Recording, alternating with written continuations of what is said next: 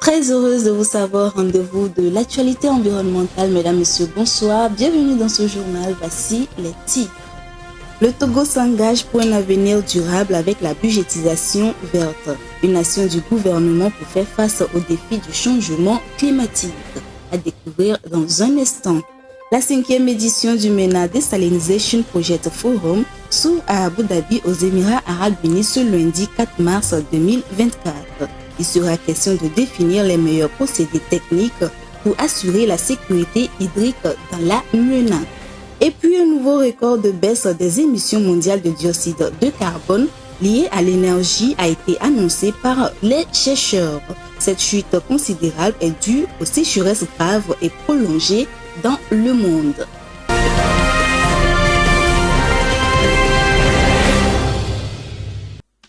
Au Togo, les régions des plateaux et centrales seront dotées de 17 mini-additions d'eau potable et 15 postes d'eau autonomes équipés de systèmes solaires. Ces infrastructures seront réalisées dans le cadre de la 5e phase du programme saoudien de puits de forage pour le développement rural. Le programme a été lancé le mois dernier par le ministre d'État en charge de l'eau et de l'hydraulique villageoise Yark Damram. Rafietou Mbéré. 17 mini-adductions d'eau potable et 15 postes d'eau autonomes équipés de systèmes solaires seront réalisés dans les régions des plateaux et centrales dans les jours à venir. La réalisation de ces infrastructures s'inscrit dans le cadre de la 5e phase du programme saoudien de puits et de forage pour le développement rural au Togo. À Kasaboua, le projet a été lancé officiellement par le ministre d'État, ministre de l'eau et de l'hydraulique villageoise Yark Damran. Nous sommes à Kasaboua au nom du gouvernement lancé le programme saoudien du développement. C'est un programme financé par le Royaume d'Arabie Saoudite à hauteur de 2,5 milliards pour accompagner notre pays dans l'accès à l'eau potable. C'est un programme qui concerne deux régions, la région des plateaux et la région centrale. Ça consiste à réaliser 17 mini-additions d'eau, 15 forages qui seront servis par les panneaux solaires. Maintenant, nous avons évolué des forages à motricité, à pompe à motricité humaine vers les mini-additions d'eau et des forages photovoltaïques. Ce nouveau programme soutenu par les Saoudiens est un accord signé entre le Togo et le Royaume de l'Arabie Saoudite en 2016. L'ambition du gouvernement togolais est de fournir de l'eau potable à au moins 85% de la population d'ici à 2025. Le projet est donc important pour le Togo d'atteindre ses objectifs de développement durable ODD. Pour rappel, le lancement de ce projet vient s'ajouter à d'autres au travers desquels des ouvrages de fourniture d'eau potable sont en construction en vue d'atteindre la couverture universelle à l'horizon 2030. Après l'opérationnalisation du centre d'enfouissement d'Akepé il y a quelques années, un nouveau centre est mis en service dans la région des plateaux. À Atakpamé, les travaux de construction du centre d'enfouissement des déchets sont exécutés à 95%. C'est le constat effectué jeudi dernier par le ministre Yark Damran lors d'une visite de terrain. Retrouvons Rafietou Mbéré. Dans le but de régler durablement la question de la gestion des déchets ménagers au Togo, il est lancé un projet de construction des centres d'enfouissement techniques. Après la construction du centre d'enfouissement d'Akepé dans la région maritime, c'est au tour de la région des plateaux. À Atakpamé, les travaux de construction du centre d'enfouissement des déchets sont exécutés à 95% selon le ministre d'État chargé de l'eau et de l'hydraulique villageoise Yark Damran. Une fois opérationnelle, l'infrastructure devra permettre le traitement de tous les déchets collectés dans la ville d'Atakpamé. Elle est composée d'une voirie interne, des casiers, du bassin et d'une plateforme de séchage. Le ministre d'État chargé de l'eau et de l'hydraulique villageoise Yark Damran a effectué une visite sur le site du futur centre d'enfouissement des déchets d'Atakpamé et a constaté avec satisfaction l'avancement des travaux. Il est à noter que les travaux sont financés conjointement par le gouvernement togolais et l'Union européenne, soulignant l'engagement international envers le développement durable et la gestion efficace des déchets. Cette nouvelle infrastructure contribuera non seulement à améliorer l'hygiène et la propreté de la ville, mais aussi à promouvoir des pratiques respectueuses de l'environnement. La collaboration entre le gouvernement togolais et l'Union européenne témoigne de l'importance accordée à la protection de l'environnement et au bien-être des citoyens. Le chantier progresse à un rythme soutenu et la livraison prévue du projet représente une étape cruciale dans la transformation de la gestion des déchets à Atakpamé. L'achèvement de ce centre d'enfouissement des déchets marquera une avancée significative vers un environnement plus sain et durable pour les résidents de la ville. La budgétisation verte au Togo a été mise en avant comme une priorité cruciale lors d'une réunion récente des cadres du ministère de l'Économie et des Finances, une initiative qui reflète l'engagement du gouvernement à faire face aux défis des changements climatiques. Irène Papadina. Le Togo, comme de nombreux autres pays, est confronté aux effets dévastateurs des changements climatiques. Les sécheresses, les inondations et les phénomènes climatiques extrêmes ont des répercussions directes sur la population et l'économie du pays. Dans ce contexte, il est devenu impératif pour le gouvernement de prendre des mesures concrètes pour atténuer ces risques et promouvoir un développement durable.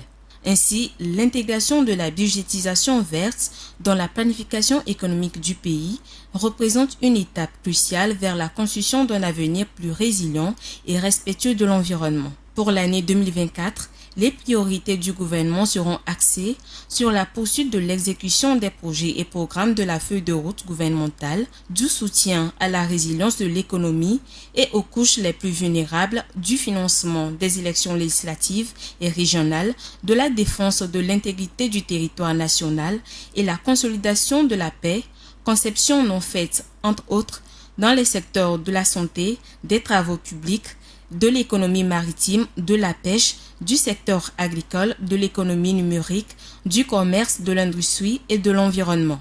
Selon la formatrice de l'atelier, conseillère du FMI auprès du ministre de l'économie et des finances, Amina Bila Bambara, la contribution du Togo aux émissions mondiales de gaz à effet de serre est seulement de 0,02% des émissions mondiales. C'est-à-dire que le Togo fait des efforts pour sa contribution à la réduction des gaz à effet de serre et cela traduit bien la vision et les ambitions du chef de l'État. Actualité hors de nos frontières, à présent le 6 février 2024, le groupement spécial de lutte contre l'orpaillage illicite arrêtait 31 orpailleurs clandestins en Côte d'Ivoire.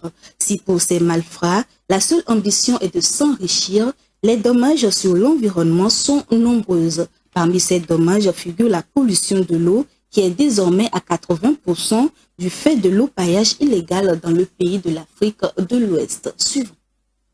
Le 3 février 2024, un atelier bilan 2023 des activités du ministère ivoirien des Eaux et Forêts s'est tenu dans la ville de Divo, à 163,5 km de Yamoussoukro, la capitale de la Côte d'Ivoire. La rencontre a permis aux différents responsables du département ministériel de constater que les 12 bassins versants du pays sont tous pollués et ce phénomène est à 80% causé par l'orpaillage clandestin. Les principaux cours d'eau concernés sont le Bandama, le Komoé, le Sansadra et le Kavali.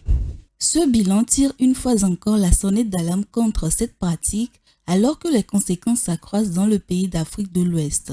La contamination mercurielle se concentre le long des chaînes alimentaires aquatiques, atteignant des concentrations particulièrement importantes dans la chair des poissons carnivores. Il en découle une contamination des populations locales qui consomment ces animaux vertébrés aquatiques dans leurs plats au quotidien. Outre la sécurité alimentaire et hydrique, l'or illégal entraîne également le développement d'une déforestation massive.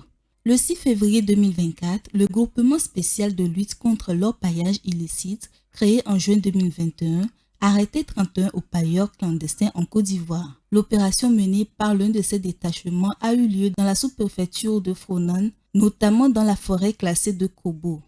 Ces individus ont été inculpés et placés sous mandat de dépôt pour exploitation de substances minérales sans titre minier, prospection, exploitation et commercialisation illégale des pierres et métaux précieux, ainsi que pour blanchiment de capitaux.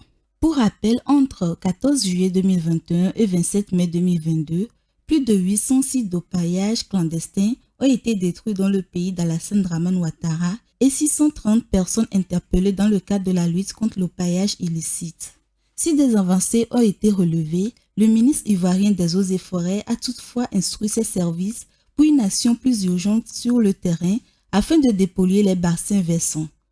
Selon le ministre ivoirien des Eaux et Forêts, les actions seront renforcées en collaboration avec le ministère ivoirien de l'Environnement et son service technique et le Centre ivoirien anti-pollution pour aider à garantir aux populations de la Côte d'Ivoire une disponibilité en quantité et en qualité de l'eau, une pêche et une agriculture de qualité, la santé et l'autosuffisance alimentaire des Ivoiriens.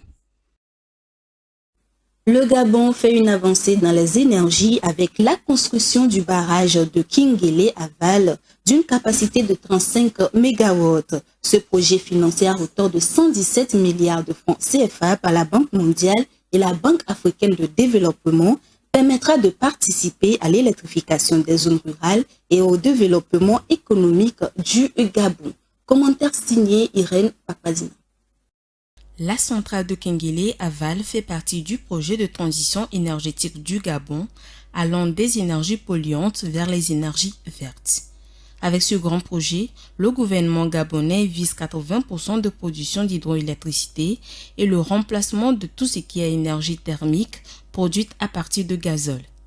Financé à hauteur de 117 milliards de francs CFA, soit 193 millions de dollars, le financement sera apporté par plusieurs partenaires économiques, dont la Banque mondiale à travers sa filiale, la Société financière internationale SFI, la Banque africaine de développement, la Bank of Southern Africa et l'Emerging Africa Infrastructure Funds. La future centrale permettra de limiter les coupures et les délestages en électricité à Libreville, la capitale, où vit près de la moitié de la population du Gabon, estimée à 2 millions d'habitants. La construction du barrage de Kingélé à Val est prévue sur la rivière de Mbéi, à 100 km à l'est de Libreville, dans la province de l'Estuaire. La nouvelle infrastructure qui doit rentrer en service cette année disposera d'une capacité de 35 MW et fournira environ 13% des besoins en électricité de Libreville. La centrale participera également à l'électrification des zones rurales en réduisant les prix de l'électricité. Selon les autorités, l'ouvrage contribuera au remplacement de vieilles centrales thermiques obsolètes et permettra d'économiser plus de 150 000 tonnes d'émissions de CO2 par an et permettra la création de 800 emplois directs sur le chantier. Si en 2024, la pratique du dessalement de l'eau est une réalité dans la région du Moyen-Orient et Afrique du Nord menant, il reste à définir les meilleurs procédés techniques en vue d'assurer la sécurité hydrique dans cette région aux prises avec la sécheresse. C'est à cette fin que les experts du secteur se sont donné rendez-vous ce lundi 4 au mardi 5 mars à Abu Dhabi aux Émirats Arabes Unis à l'occasion de la 5e édition du MENA Desalination Project Forum. Regardez. Quel avenir pour le dessalement de l'eau dans la région du Moyen-Orient et Afrique du Nord MENA?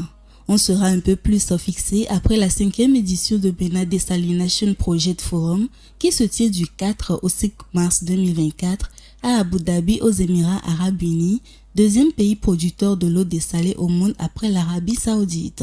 L'événement réunira plus de 400 parties prenantes régionales et internationales au Conrad Abu Dhabi et Etihad Towers venus de l'ensemble du globe dont l'Égypte, l'Algérie, la Tunisie et le Maroc où le dessalement améliore la desserte en eau face à la sécheresse. Pendant 2 jours, les participants échangeront sur les voies et moyens pour surmonter les défis liés à l'eau dans différents pays du MENA en s'appuyant sur cette pratique hybride non conventionnelle. Également, les dernières solutions technologiques seront explorées pour définir laquelle permettrait un dessalement de l'eau plus durable. En effet, selon les experts, le dessalement de l'eau consommerait énormément d'énergie. Il serait également responsable de l'augmentation de la température des océans due à la pollution thermique. À noter que la saumure rejetée dans l'océan par une usine de dessalement serait jusqu'à 4 degrés Celsius plus chaude que l'eau de mer environnante. Afin de trouver des solutions appropriées, ces différents sujets seront débattus dans le cadre de 3 tables rondes regroupées en thématiques. Les premières réflexions seront axées sur cette double problématique, débloquer les opportunités d'investissement dans le domaine de dessalement, la traction de saumure, le rejet nul de liquide et de dessalement sous-marin. Suivons les exposés par pays sur les projets actuels et futurs.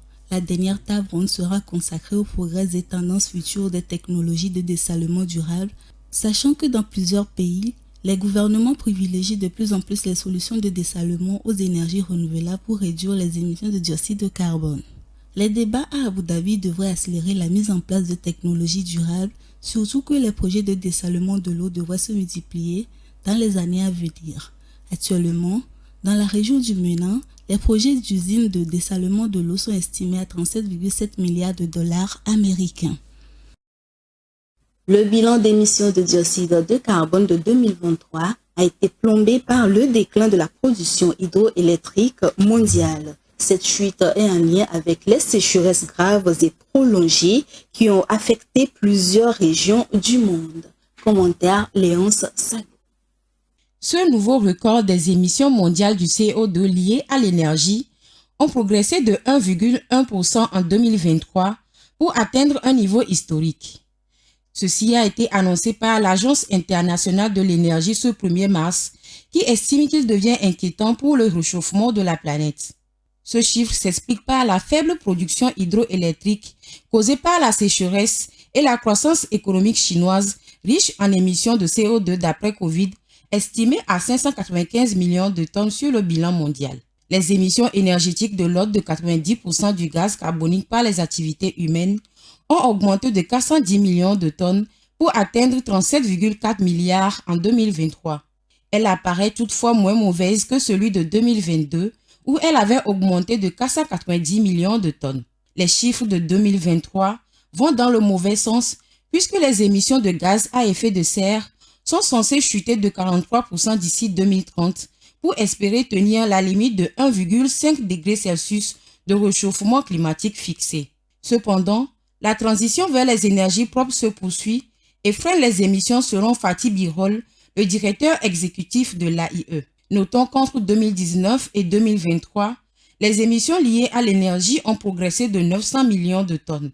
Mais ce chiffre aurait été 3 fois plus important sans le déploiement du solaire, de l'éolien, du nucléaire, des pompes à chaleur et des voitures électriques. La chaleur s'est invitée en France pour la 6e année consécutive pendant l'hiver. Les températures au-dessus de la moyenne normale ont été enregistrées entre début décembre 2023 et fin février 2024. Ce nouveau signe du réchauffement climatique n'a pourtant pas été vécu de la même manière dans tous les hexagones. Iva Samana pour plus d'explications. Entre début décembre et fin février, le mercure avait dépassé d'environ 2 degrés les normales de saison en France. Météo France avait annoncé en fin de la semaine dernière que c'est la 6e année consécutive que les températures des 3 mois d'hiver sont plus chaudes d'au moins 0,8 degrés Celsius que les moyennes des 3 dernières décennies. En France, la température moyenne est considérée comme étant déjà au moins 1,7 degrés Celsius au-dessus de ce qu'elle était avant les émissions de gaz à effet de serre massives par les hommes. Cette situation fait en sorte que la saison hivernale devient de plus en plus courte que la normale, au point que certaines stations de ski sont sans neige par moment. D'après la chaîne météo française, jamais depuis 1930, une première quinzaine de février n'avait été aussi chaude que celle de cette année. Malgré tout, dans certaines parties de l'Hexagone, à l'instar du Nord, l'hiver 2024 est l'un des plus pourris de l'histoire. La faute est un manque de soleil, marqué par des séquences de pluie marquées et persistantes dans certaines régions. À l'échelle planétaire aussi, le thermomètre n'en finit pas de battre des records. Ainsi, janvier 2024 a été le 8e mois d'affilée le plus chaud jamais enregistré dans le monde, selon l'observatoire européen Copernicus.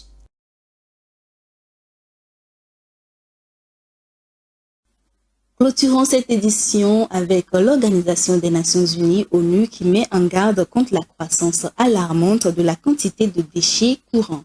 Il s'agit principalement des déchets industriels et de construction. Ceci pourrait atteindre 3,8 milliards de tonnes d'ici 2050. Léon Sadou. Le volume des déchets dans le monde a atteint 2,3 milliards de tonnes et devrait accroître de manière exponentielle faute d'action avec des conséquences massives sur la santé et les économies, a alerté l'ONU ce 28 février. À ce rythme, ces déchets devraient atteindre 3,8 milliards de tonnes au milieu du siècle, dépassant les prévisions précédentes. La crise sera proportionnelle à la croissance des déchets, particulièrement dans les pays où le mode de traitement reste polluant, comme les décharges, les incinérations à ciel ouvert, entraînant la pollution des sols, les émissions de gaz à effet de serre ou des polluants suie. Le nouveau rapport du PNUE résume qu'en dépit des efforts, peu de choses ont changé. L'humanité est même revenue en arrière, générant plus de déchets. Si dans les pays riches l'essentiel est ramassé, le taux est à moins de 40% dans les pays à faible revenu. Actuellement, entre 400 000 et 1 million de personnes meurent des maladies liées à une gestion inappropriée des ordures chaque année, souligne le rapport publié à la 6e Assemblée des Nations Unies pour l'environnement qui prend fin ce vendredi. Les déchets abandonnés sur le sol diffusent des métaux lourds et autres perturbateurs endocriniens. Leur combustion à ciel ouvert relâche des polluants persistants dans l'atmosphère, notamment le méthane qui est le plus réchauffant des gaz à effet de serre. Si rien n'est fait, le coût direct et indirect du traitement des déchets dans le monde atteindrait presque 640 milliards de dollars d'ici 2050. En 2023, le coût direct du traitement des déchets était évalué à 252 milliards. Il y a donc une urgence à commencer une réduction drastique et agir pour éviter le pire scénario. C'est la fin de ce journal. Merci de l'avoir suivi. Merci de votre fidélité sur Green TV International. Agréable semaine à tous. Au revoir.